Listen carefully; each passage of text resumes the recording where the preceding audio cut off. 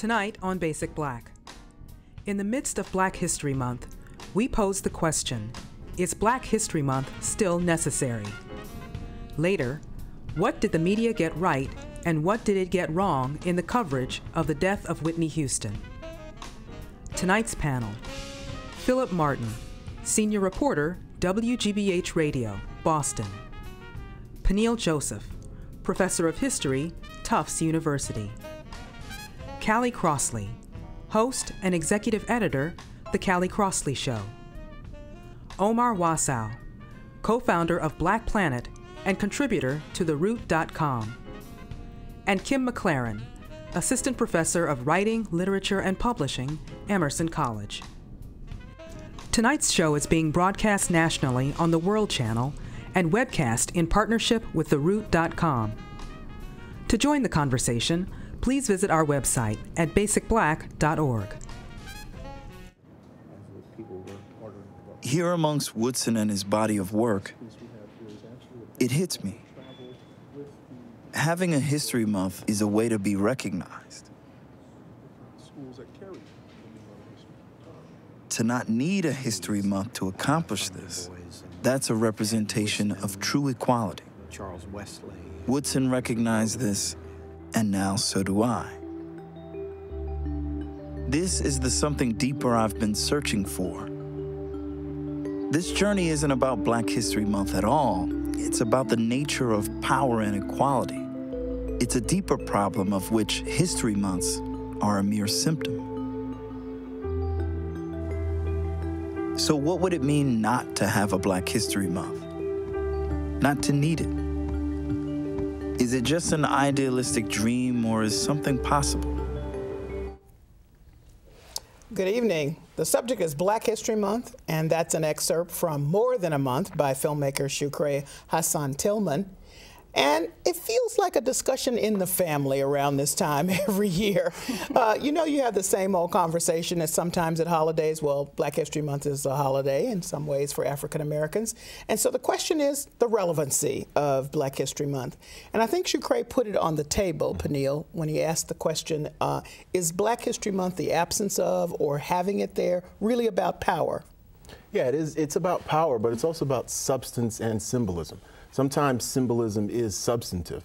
When we think about Black History Month, it's not an add-on. It's not something that we were given by the federal government or by educational institutions. Carter Woodson, the second Black man to get a PhD from Harvard University, started Negro History Week in 1926, and he started it specifically for the week between Abraham Lincoln's birthday and George Washington's birthday.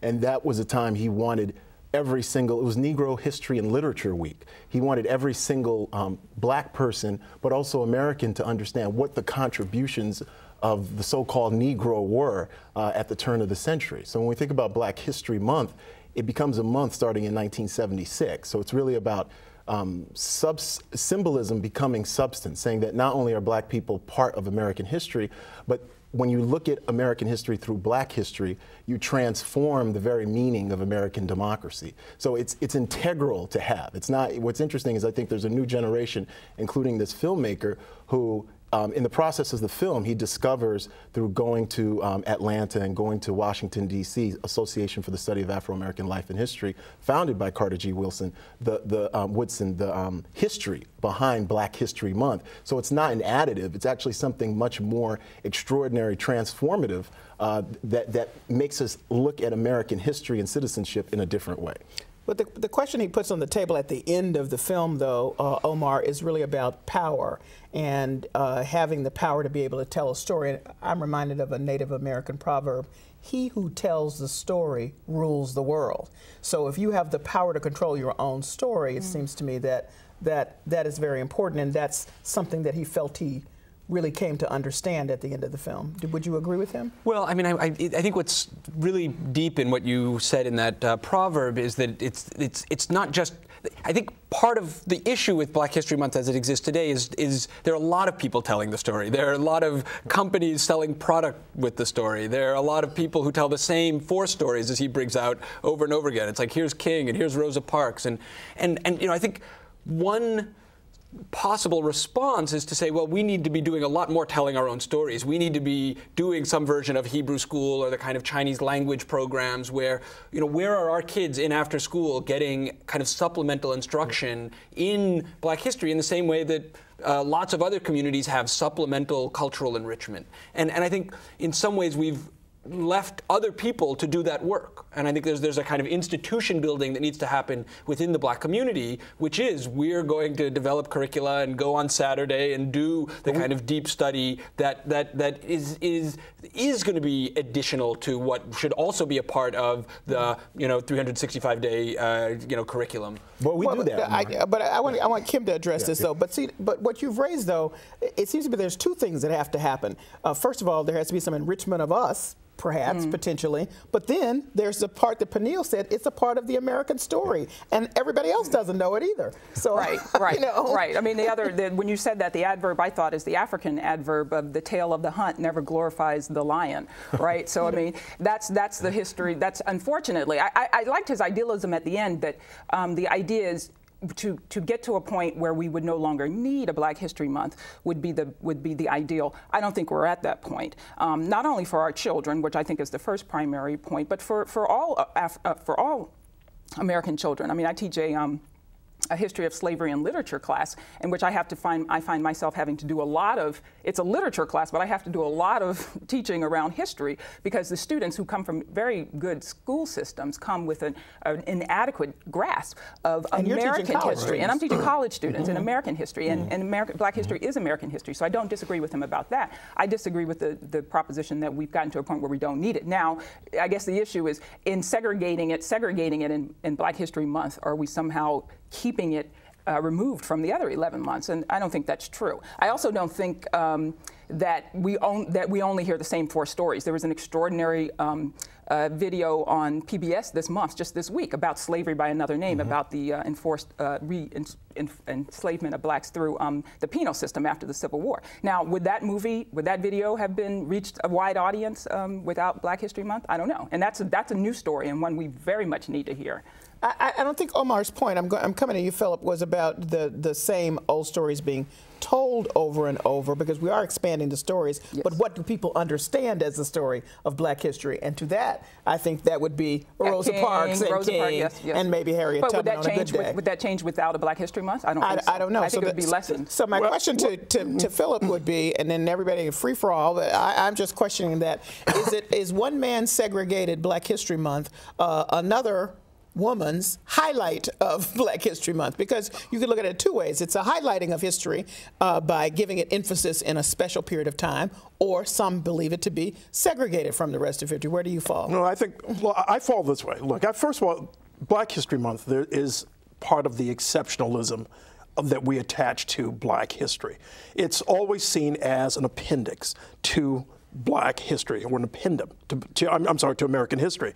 It's not seen as, like holistically American history, but as an appendum to Black history, and that's how it's told. I mean, once in a while you get other retelling of history that is more precise, like, for example, People's History of the United States by Howard Zinn, where he integrates, very important events that affected African Americans into that history. It's a holistic approach to history.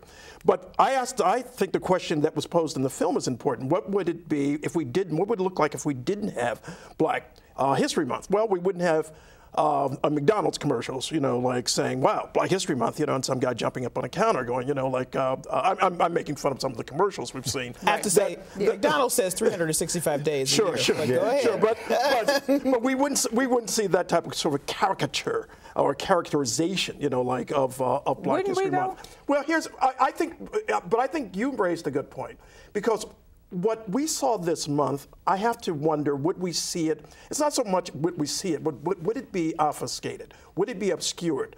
A film like Slavery by Another Name, what extraordinarily important contribution to American history.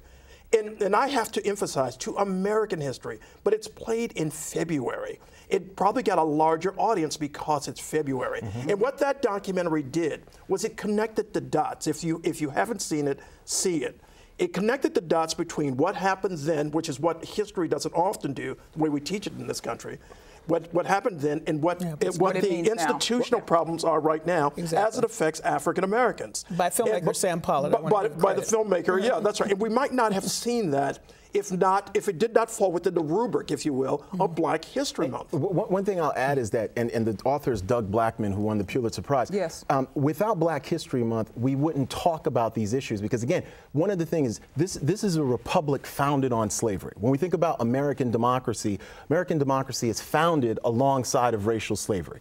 So what Black History Month represents, part of a long continuum, whether we're thinking about Mariah Stewart, whether we're thinking about Anna Julia Cooper and all these Black suffragists and feminists, whether we're thinking about Garvey and Du Bois, whether we're thinking about Nannie Helen Burroughs, whether we're thinking about Black women in Atlanta, not in the 1960s where the HELP talks about, but in the 1890s are actually struggling, washerwomen, and creating unions to prevent and resist and struggle against white supremacy. When we think about Black History Month, it's a counterfactual to the lie of American exceptionalism. American exceptionalism says that we're a multiracial, multicultural democracy. That's not true historically and empirically. So when we think about Black History Month, what Black History Month does is provide us a context to talk about slavery by another name, all these horrific stories that people don't want to talk about, that Black students sometimes are ashamed of and learn to loathe themselves, right? They think that Black history is what? Watermelons, fried chicken, and some hip hop. When we think about Black History Month, it provides us a transformative opportunity that we've struggled, fought, and died for. All right. But we've fought and died for. But you're saying, you're making the argument that that slavery by another name would not happen but for Black History Month. And I think that's a very strong claim. No, I didn't say it wouldn't happen for Black History Month. The argument you guys are making is that there are all of these really important things that happen in Black History Month that would not happen in the absence of Black History Month. And I think there's a larger discussion here, which is that beginning with desegregation, there are a bunch of Black institutions that are vital to the community that begin to lose their either financial support, right? You were the local supermarket in an era of segregation. You know, that kind of goes away. And you could go right now to the kind of struggle that Black newspapers are having. You know, what is the relevance of the Amsterdam News? And you've got 3 other, newspapers in New York. I mean, every sort of Black-oriented institution is struggling to figure out what does it mean to be a Black institution, not in a post-racial age, because clearly that's, hokum, but in an age, the post-desegregation era. And what this filmmaker is I think, part of a generation saying, how do we explain these institutions when, in fact, in lots of other aspects of our life, we celebrate deep integration? I think what he's also asking is, how do you integrate Black history, what is ostensibly Black history, into American history? Yeah. And I think what Pinnell here is saying is that it's not always possible because of the resistance to that integration of history. And because it directly contradicts. That's right. And I mean, if you look at labor history even, all types of history in this country that's totally obfuscated because it's not the things that we want to look at in terms of our historical narrative. It contravenes the American assumptions of exceptionalism. And that becomes the problem. The problem is if you cannot tell a story in a certain way, then a lot of times it's watered down. I looked at the Oxford history of the United States recently and looked at how, again, it sort of segments those things which are called Black history into ways that are almost formulaic. Civil rights movement, slavery, and they don't, again, it doesn't connect the dots. So that's an argument, it sounds to me like, against having it segregated. You're making an argument integration. Understand, your point's not wrong. Your point's not wrong. My preference would be that we would not have a Black History Month. What makes we would not need a Black History Month. That's it. No one's arguing that the ideal would not be that kind of integration. The question is how do one go about achieving it? And I don't necessarily follow the argument that by ending Black History Month, we will then realize this idealized version of integration of Black history. I don't think anybody's made that argument. But one thing I think we're being too sanguine on what I heard you, Omar, in terms of the age of desegregation. Michelle Alexander has the great book, The New Jim Crow. We're not in an integrated age. Certainly, we've ended a certain form of Jim Crow. But when we think about residential segregation, when we think about public school segregation, when we think about these are all true. These are all true. But this the fact connects of the to matter black is that history black too. institutions are in a state of flux. Every major black institution is in a state of crisis. Right. And so to say segregation exists doesn't address the fact that groups like the NAACP, groups like black newspapers, things like Black History sit in this sort of contested space and don't have a clear answer to explain, like, maybe not Black History Month, but certainly the other institutions are struggling. Well, let me finish. But I think when it comes to Black History Month, I don't think it's in a state of flux, because I think Black History Month is something that was always about, I mean, irrespective of this filmmaker. The documentary speaks to a generation of people saying maybe it's not as relevant as it should be, or maybe there's some other form of it that we should take. Maybe we should be, nobody's arguing that utopia would arrive if we ended Black History Month, but the question is, would we fight for something different if we didn't have Black History Month? Well, do you think that's true, though? I mean, I think the young generation is, in fact, arguing that utopia would arrive if we I think, that's a straw man. Well, I mean, it's not a straw man. I mean, maybe utopia is too strong a word, but I'm not sure that the argument from the clips I saw from some of the young people was not that something better would take its place, but that they felt uncomfortable with, as you said, the need for it, the continual that's need the clips. for it. I mean, maybe it's selective editing, but he has a lot of clips from people saying, I want Black history integrated throughout my curriculum. I don't want a Black History Month. Does Black History Month prevent that? Well, that's my question. Yeah, and my question, here's my statement about it. My statement is that Americans, and I will just be absolute on this, are pretty much ahistorical, period. Oh, of course. And it is not even about issues we don't want to face. Right. We just don't know history. Right. So I don't have much confidence. We have we know selective history. We know. Come on. No, it's not just selective history. She's saying any history. I'm saying any history. You're hard-pressed to find people who can understand what's going on in the context of today based on so true. what's that's right. Okay, absolutely so true. That's Americans. Go outside the country. That's right. People know our history better than we do. Right. So my issue is that I don't understand then and know and feel strongly that Black history certainly would not be something that would be learned because we don't know history. Well, Omar raised an interesting point where he asked, what would happen if we didn't have Black History Month? And what would it be more ignorant. That's what I want to know. I'm asking, what would it morph into? And I'm just saying, it might be worth investigating the question. I'm not sure what the answer is, because if we didn't have Black History Month, so and I'll ask more questions. Does that mean that we would? Introduce those things which are of concern principally to all, that should be of concern to all Americans, but are definitely of concern to African Americans, into a wider curriculum? Philip, the Southern Law Poverty Center did a study about recognition amongst school-age children about the civil rights movement. Is there any more fundamental social movement in this country that impacts all of us today? That's right. With cultural references that are applied across the universe. Somebody says, this is our Selma. None of these kids know what that means. Okay, and here's what they found, that there is no recognition of something as recent and as integral and as fundamental as the civil rights movement. That's civil rights history. But now, that's not an American story. Is that an argument for Black History Month, or that we're failing in the current approach and what we need is something new? I think it's both. And you're asking the question whether with the absence of it, will something that's important to Black people rise? And I'm just saying. And the other question becomes, isn't it either or proposition? That's what I don't know. Like, do we have to eliminate Black History Month in order to accomplish this something new? Of course not. We've had no institutions. It's just like the notion of Black studies, the notion of ending Black studies and just having that having that history and that knowledge integrated through history, political science, anthropology. That would never happen. The reason why you have Black studies going back from Carter Woodson and Du Bois, but the 1960s, is because we did not have the institutions to deploy and deliver that. The reason why you have Black History Month is that there is no way that we have, unless there's some kind of revolution, some kind of transformed society completely top to bottom, where 12 months out of the year, because remember, we have Women's History Month too, which is March, which I appreciate. I've learned a lot. And Hispanic history. We have Hispanic history too. So if we can integrate this 12 months out of the year, it means that Dr. King's dream of a beloved community, it means that everything people have been struggling for centuries has certainly come to pass. So let's concede the point that, like, I mean, clearly Black History Month is not going anywhere, right? So in some ways it's like it's arguing about, like, how many angels fit on the head of a pin. But so then the question is, what else? right? And I'm arguing we need some version of like a Black Hebrew school where kids are getting a much deeper enrichment. But we have that, rites of passage. We've been doing that since the 1960s. There's something else we need too. I think we need to push back everybody. against the type of revisionist historical thinking That's and what policy. you do in the school. Well, I'm talking about something else right now. I'm talking about in a place like Texas, for example, which is responsible for a huge percentage of the nation's textbooks, or at least was rather.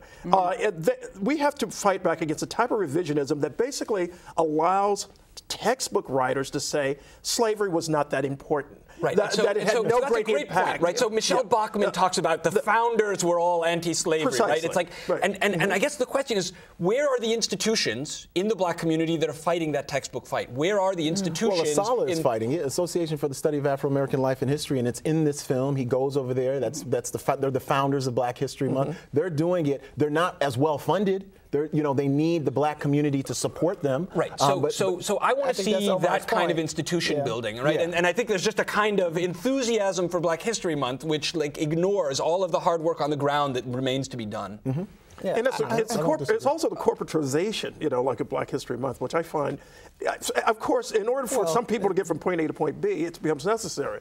But it's like an industry. It's like every Martin Luther King Day, you have the obligatory, like I have a dream speech, without much more, without exploring, that's just the way Americans process Of course, that's the way they process. That's not limited just but that to gets our back to what Callie's point. The final result is not history. So you're arguing there is a Black history industrial complex. There is. But I'm saying if you're going to have Black History Month, probe deeper. Listen, get beyond the actors get some. corporatization. Listen, all those Black actors that get those McDonald's commercials are happy for that Black History Month, right? That's pumping some jobs into the community, right? And MLK to Black History Month is very, very important, but sometimes it makes us forget that it was Black people, along with white allies, who struggled for this. When we think about the MLK Holiday, people talk about Stevie Wonder, who really did help, Harry Belafonte, but it was the Congressional Black Caucus who really struggled, and they forced Ronald Reagan to sign that in. There was going to be a veto override if he didn't. So when we think about this, we forced